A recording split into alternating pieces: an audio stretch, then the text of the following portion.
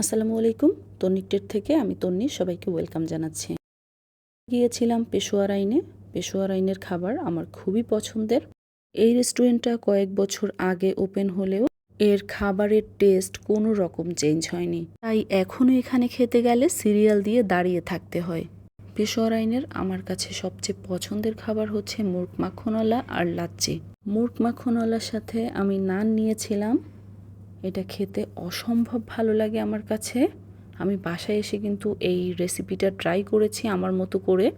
আপনারা চাইলে রেসিপিটা দেখে নিতে পারেন, আমি ডেসক্রিপশনে রেসিপির লিংক দিয়ে দিব। যে কোনো রেস্টুরেন্টেই আমি খেতে গেলে কোনো খাবার খুব বেশি পছন্দ হলে আমি বাসায় আমার মতো করে ট্রাই করি, যদিও সবসময় ভিডিও করা হয় না। এটা যেহেতু ভিডিও করেছি আর রান্নার টেস্ট অনেক মজা হয়েছে, তাই আপনাদের সাথে শেয়ার করেছি। এই রেস্টুরেন্টে গেলে আপনারা অবশ্যই মুরগ মাখনওয়ালা ট্রাই করবেন।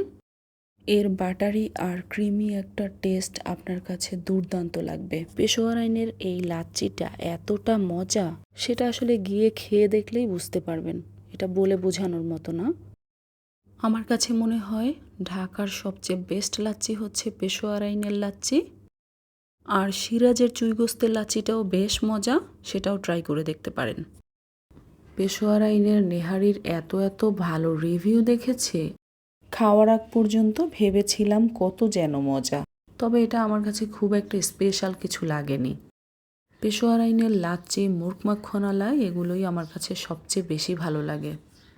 আপনাদের কাছে পেশোয়ার আইনের কোন কোন খাবার বেশি ভালো লাগে জানাবেন। আশা করি আজকের ভিডিও আপনাদের ভালো লেগেছে। Thank you for watching.